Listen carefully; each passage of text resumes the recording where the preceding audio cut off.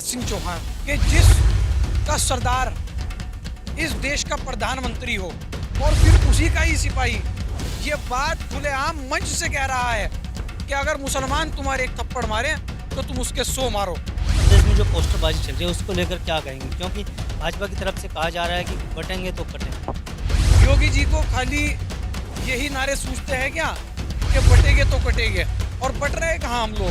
हम तो कह रहे हैं हिंदू मुस्लिम साथ चलेगा, भाईचारे का राज चलेगा। कटने और बटने वाली कि कोई गोरक्षा के नाम पर मुसलमान की हत्या करने का काम कर रहा है।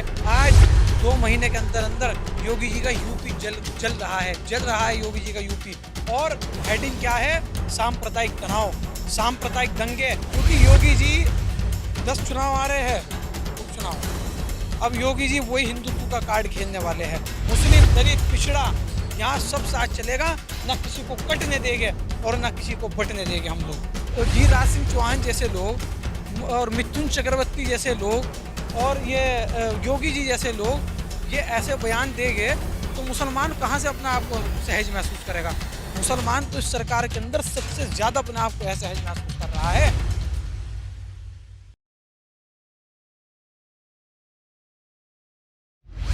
इन दिनों उत्तर प्रदेश में अजीबोगरीब पोस्टरबाजी चल रही है, जिसमें भारतीय जनता पार्टी की ओर तरफ से कहा जा रहा है बटेंगे तो कटेंगे। वहीं समाजवादी पार्टी ने पलटवार करते हुए अपने पोस्टर पर लिखा है कि न हम कटेंगे और न बटेंगे बल्कि पीडीपी के साथ रहेंगे। वहीं बसपा सुप्रीमो मायावती ने भी इस पर अपना पलटवार करते हुए कहा है कि न हम कटेंगे न बटेंगे बल्कि बहुजन समाज पार्टी में रहेंगे तो सुरक्षित रहेंगे। इस पर बातचीत कर लेते हैं। हमारे साथ कांग्रेस के ए, युवा नेता हैं, हमारे साथ हैं काजी आरिफ हैं, उनसे बात कर लेते हैं। आरिफ साहब, किस तरह से देखते हैं पूरी इस पोस्टरबाजी को? देखिए 2014 से और 2024 के दौरान मैं यहाँ पर खड़ा हूँ। आज हिंदुस्तान के अंदर दहशतगर्दी और इंतहा पसंदी भारतीय जनता पार्टी के द्वारा और भारतीय जनता पार्टी के क्रीम लीडरशिप द्वारा फैलाई जा रही है। योगी जी से पहले तो मैं एक ऐसे व्यक्ति का जिक्र करना चाहूँगा, इनका भी लाऊंगा, पहले योगी जी का जिक्र करना चाहूँगा उनका। गिरिराज सिंह चौहान जो कि मोदी जी की सरकार के अंदर है, कपड़ा मंत्री है, और वो आदमी ये बयान देता है कि अगर मुसलमान तुम्हारे एक थप्पड़ मारे तो तुम उसके 100 मारो। अपने घर में भाला रख लो, अपने घर में त्रिशूल रख लो, अपने घर में तलवार रख लो। आप मुझे ये बताइए कि जिस का सरदार इस देश का प्रधानमंत्री हो, इस देश का सुप्रीम लीडर हो, और उसकी कैबिनेट का आदमी, जहां उसका सरदार तो ये बात कहता है कि सबका साथ, सबका विकास, सबका विश्वास, और फिर उसी का ही सिपाही ये बात खुलेआम मंच से कह रहा है कि अगर मुसलमान तुम्हारे एक थप्पड़ मारे तो तुम उसके 100 मारो। फिर वो ये बात कहता है कि अपने घर में त्रिशूल रख लो, भाला रख लो, तलवार रख लो। आप मुझे ये बताइए, ये किसकी शेरी पे ये बात कह रहा है वो आदमी? उत्तर प्रदेश में जो पोस्टरबाजी चल रही है उसको लेकर क्या कहेंगे? क्योंकि भाजपा की तरफ से कहा जा रहा है कि बटेंगे तो कटेंगे। अब क्योंकि योगी जी भी हमारे चीफ है उत्तर प्रदेश के, योगी जी को खाली यही नारे सूझते हैं क्या कि बटेंगे तो कटेंगे, और बट रहे कहाँ हम लोग? हम तो कह रहे हैं हिंदू मुस्लिम साथ चलेगा, भाईचारे का राज चलेगा। जब हिंदू मुस्लिम आपस में नहीं बटेंगे तो कहाँ से कट जाएगा, ये बताइए आप मुझे। हिंदू मुस्लिम जब साथ साथ चलेगा, ना कोई कटेगा ना कोई बटेगा। लेकिन ये बीजेपी बीजेपी की जो आइडियोलॉजी है, कटने और बटने वाली, इसने उत्तर प्रदेश को आज के दौरान इतना नुकसान दे दिया है कि कोई गोरक्षा के नाम पर मुसलमान की हत्या करने का काम कर रहा है। कभी हिंदू मुसलमान झगड़े जो योगी जी सीना चौड़ा करके जीरो टॉलरेंस की बात करते थे, आज 2 महीने के अंदर अंदर योगी जी का यूपी जल रहा है योगी जी का यूपी। और हेडिंग क्या है? सांप्रदायिक तनाव, सांप्रदायिक दंगे, उत्तर प्रदेश के अंदर हिंदू मुस्लिम विवाद। तो ये क्यों बढ़ रहे हैं? क्योंकि योगी जी 10 चुनाव आ रहे हैं, उपचुनाव। अब योगी जी वही हिंदुत्व का कार्ड खेलने वाले हैं। अगर आप कटेगे तो बटोगी वाली बात करना चाहते थे तो आपने गोरखपुर की मिल्कीपुर सीट, अयोध्या की फैजाबाद की मिल्कीपुर सीट, वहां पर उपचुनाव क्यों नहीं कराया आपने? अगर आप बटोगे तो कटोगी वाली बात करना चाहते हैं। समाजवादी पार्टी के राष्ट्रीय अध्यक्ष हैं अखिलेश यादव, वो कह रहे हैं कि ना हम कटेंगे ना बटेंगे बल्कि पीडीए के साथ रहेंगे। इस बयान को किस तरह से देखते हैं आप कांग्रेस नेता? देखिए मैं एक छोटी-सी बात आपको बता देना चाहता हूँ। ये हिंदुस्तान यात्राओं का देश है। ये हिंदुस्तान महात्मा गांधी का देश है, डॉक्टर राजेंद्र प्रसाद का देश है, मौलाना अबुल कलाम आज़ाद का देश है, अशफाक उल्लाह खां का देश है, वीर अब्दुल हमीद का देश है, बाबा साहेब डॉक्टर भीमराव अम्बेडकर का देश है ये। तो या तो ना तो यहाँ पर कोई कटेगा और ना यहाँ पर कोई बटेगा। अब मुझे नहीं पता कौन पीडीए के साथ चलेगा, कौन नहीं चलेगा। वो अखिलेश जी की बात है, वो अखिलेश जी जाने। लेकिन हाँ, यहाँ हिंदू, मुस्लिम, दलित, पिछड़ा, यहाँ सब साथ चलेगा। ना किसी को कटने देंगे और ना किसी को बटने देंगे हम लोग। बसपा सुप्रीमो मायावती का कहना है कि न कटेंगे न बटेंगे, बल्कि जो बहुजन समाज पार्टी में अगर साथ रहेंगे तो तमाम लोग सुरक्षित रहेंगे। और इसके बाद कांग्रेस नेताओं का इस तरह का कोई अभी तक बयान नहीं आया, तो किस तरह से? देखिए बहुजन समाज पार्टी की बात आप मेरे से ना करें तो ज़्यादा बेहतर है, क्योंकि बहुजन समाज पार्टी के नेता खुल्लम खुल्ला, जिस तरह T20 वर्ल्ड कप के अंदर फाइट होती है ना, तो इनकी लड़ाई भाजपा से नहीं है बहन जी की, इनकी लड़ाई तो कांग्रेस पार्टी से है। ये खुल्लम खुल्ला बीजेपी की पिछोर खेलने का काम करती है। कैसे? ये जी देख लीजिए, अब इन्होंने पहले उपचुनाव नहीं लड़ाए, भारतीय जनता पार्टी और मुसलमानों को उन्होंने कट्टरपंथी कहने का बात किया। 20 साल ये मुख्यमंत्री रही, 4 बार ये उत्तर प्रदेश का नेतृत्व कर उन्होंने दलित और मुसलमानों के साथ साथ मिलकर के। आज ये मुसलमानों को कट्टरपंथी कहने का काम करती है। जहां पर इंडिया गठबंधन का प्रत्याशी जीतने का काम कर रहा है, ये वहां पर हमारा एक ऐसा मजबूत प्रत्याशी उतारने का काम कर देती है जहां पर के मुसलमान प्रत्याशी को या गठबंधन के प्रत्याशी को नुकसान हो। तो ये खुल्लम खुल्ला एक मुद्दे पर बता दीजिए जो बहुजन हिताय सर्वजन सुखाय की नीति को लेकर के चली हो बहन जी, और मान्यवर काशी राम जी ने दलित और मुस्लिम का एक गठजोड़ बनाया हो। आज मुसलमानों के तो छोड़िए आप, मुसलमानों पे जो जुल्म हो रहा है, जो ज्यादती हो रही है उसे तो छोड़िए आप, लेकिन आप ये बताइए ये दलित समाज के बारे में क्या बोल रही है। दलितों को मारा जा रहा है, उनके आरक्षण छीना जा रहा है। आरक्षण के ऊपर देख लीजिए, वो भीम आर्मी चीफ चंद्रशेखर आजाद, जो एक सांसद जिसकी पार्टी का, वो तो लड़ रहा है सड़कों पर।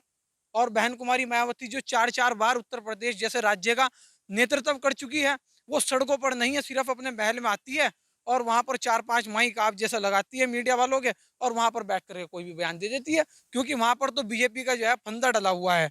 बीजेपी को पता है कि जब भी बहन जी बोलेगी तो ईडी भेज देंगे, सीबीआई भेज देंगे। तो बहन जी तो बीजेपी के पिछ पर खुल्लम खुल्ला खेल रही है।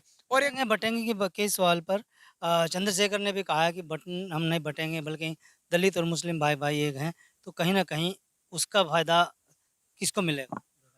मैंने आपसे पहले भी कहा था कि ये दलितों को चुनावी टाइम में हिंदू मानते हैं, वैसे इनके सामने 4.5 साल का जो अरसा होता है, तो वो दलित दलित इनके बीच में रह जाता है।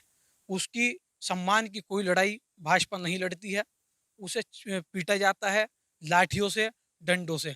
वही आज मुसलमान के हाल है। मुसलमान को आज के टाइम में सबसे ज़्यादा पिछड़ा हुआ अगर किसी पार्टी ने किया है, तो भारतीय जनता पार्टी ने किया है। मुस्लिम गिरिराज सुरक्षित नहीं है? आपका कहना है कि मुस्लिम सुरक्षित नहीं है? मुस्लिम सुरक्षित कहाँ से हो जाएगा भाई साहब?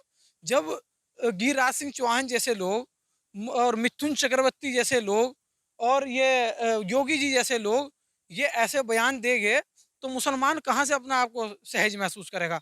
मुसलमान तो इस सरकार के अंदर सबसे ज़्यादा अपने आप को असहज महसूस कर रहा है। मोदी जी ने सबसे पहले तो जो इनके चीफ है, मोदी जी ने अभी 2024 के अंदर लोकसभा चुनाव के अंदर क्या नारा दिया था? मुसलमानों को क्या कहा था? नक्सलवादी, उग्रवादी, जिनके 10-10 बच्चे हो गए। जो प्रधानमंत्री ऐसी भाषा का यूज करता हो, तो उसकी टीम से आप किस बात की अपेक्षा रखते हैं, किस भाषा की अपेक्षा रखते हैं, आप ये बताइए। मैं तो सिर्फ अपने मुसलमान भाइयों से इतना कहना चाहूंगा, ये गलती किसी की नहीं है, ये गलती हमारे रहनुमाओं की है, जो आज हमारे खिलाफ ये लोग बोल रहे हैं कि आपसी झगड़ों के बाईस तीरगी में खो गए, आपसी झगड़ों के बाईस तीरगी में खो गए, थे कभी शाहीन जो आज करगस हो गए, और हाथ में जुम्बिश नहीं है और जुबा खामोश, कौम के सालार यारब थक गए या सो गए। मुसलमानों के खिलाफ ये जो टिप्पणी करने का काम कर रहे हैं, मुसलमानों के खिलाफ ये जो लोग बड़बड़ता करने का काम कर रहे हैं, अगरचे इनके खिलाफ हमारे रहनुमा उठ जाए, इनके खिलाफ हमारे रहनुमा बोल दे, सुप्रीम कोर्ट तक चले जाने का काम कर दे, तो इनकी औकात, इनकी हैसियत नहीं जो ये हम लोगों के खिलाफ बोलने का काम कर दे। ये हमारे वाले नहीं बोलते हैं ना, जब भी तो ये लोग बोलते हैं कि मुसलमानों को एक थप्पड़ मारे, मुसलमानों को एक थप्पड़ मारेंगे तो ये तुम्हारे 100 मारेंगे। अपने घर में त्रिशूल रखो, अपने घर में बाला रखो। कोई प्रॉफिट मोहम्मद मुस्तफ़ा सल्लल्लाहु अलैहि वसल्लम के बारे में अब शब्द बोलने का काम करता है। प्रॉफिट मोहम्मद मुस्तफ़ा सल्लल्लाहु अलैहि वसल्लम ने कहा है, अरे भाई राम जी की तो आपसे ज्यादा इज्जत मैं करता हूँ, आप पूछे राम जी के बारे में। ये तो वो लोग हैं जिन्होंने सिया राम को खत्म कर दिया। इन्होंने जय श्री राम का नारा 2014 में मैंने खुद सुना है। हमारे बड़े, हमारे जद्दे अमजद अजदाद कहते हैं कि जय सिया राम का नारा लगता था। ये महिलाओं के सम्मान की बात करने का काम करते हैं। इन लोगों को ये नहीं पता कि सदियों से सदियां बीत गई, आप भी लगाते थे। बताओ आप क्या नारा लगाते थे, बताइए। सिया राम का नाम। सिया नाम का नारा लगाते थे आप तो हिंदू है, चलिए मैं मुसलमान हूँ। तो सीता जी को जिन लोगों ने खत्म कर दिया, सीता जी का पाठ पढ़ाना जिन लोगों ने खत्म कर दिया, और एक नारा लगाते हैं सिर्फ जय श्री राम। क्या है ये?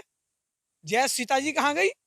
हम उन लोगों से, बीजेपी के लोगों से ज्यादा श्री राम जी का सम्मान करते हैं।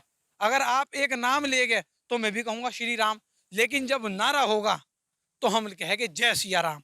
हम सीता जी को राम जी से अलग नहीं करेंगे। और भारतीय जनता पार्टी वाले जो सम्मान कहते हैं महिलाओं का, राष्ट्रपति बना दी महिला, ये कर दिया महिलाओं के साथ, महिलाओं के सशक्तिकरण की बात कर रहे हैं, तो सीता जी कहाँ गई? इनसे ज्यादा सम्मान रावण करता था सीता जी का। उसने सीता जी को छुआ नहीं, वो सीता जी से मोहब्बत करता था, लेकिन वो सीता जी का सम्मान करता था। राम जी ने अग्नि परीक्षा लेने का काम किया सीता जी का, लेकिन यह सम्मान करता था रावण। और इन लोगों ने सीता जी का नारा खा गए। ये हम लोगों का क्या सम्मान कर लेंगे? मुसलमानों के बारे में ये क्या कह देंगे, ये बताइए आप मुझे। बहुत बहुत धन्यवाद आपका। ये थे काजी आरिफ साहब, जिन्होंने न्यूज़ 14 टुडे पर बेबाकी से अपनी बातचीत रखी है। इनका साफ तौर पर कहना है कि जिस तरह से भाजपा की ओर से नारे दिया गया है कि बटेंगे तो कटेंगे, उसकी खुलकर मुखालफत कर रहे हैं। क्यों? इनका साफ कहना है कि आज देश में के लोग जागरूक हो चुके हैं। वो हिंदू, मुस्लिम, सिख, ईसाई, दलित समाज सभी एक हैं, और कोई ना तो बटेगा और ना ही कोई कटेगा। सभी मिलजुल कर अपने तीज त्यौहार मनाने के लिए तैयार रहते हैं। वीडियो के बारे में आपकी क्या राय है, हमें कमेंट में। अगर आप ये खबर फेसबुक पर देख रहे हैं तो वीडियो को लाइक करके पेज को फॉलो करें। इसके अलावा अगर आप इस खबर से यूट्यूब के जरिए जुड़े हैं तो चैनल को सब्सक्राइब करके बेल आइकन दबाना बिल्कुल ना भूलें। नमस्कार।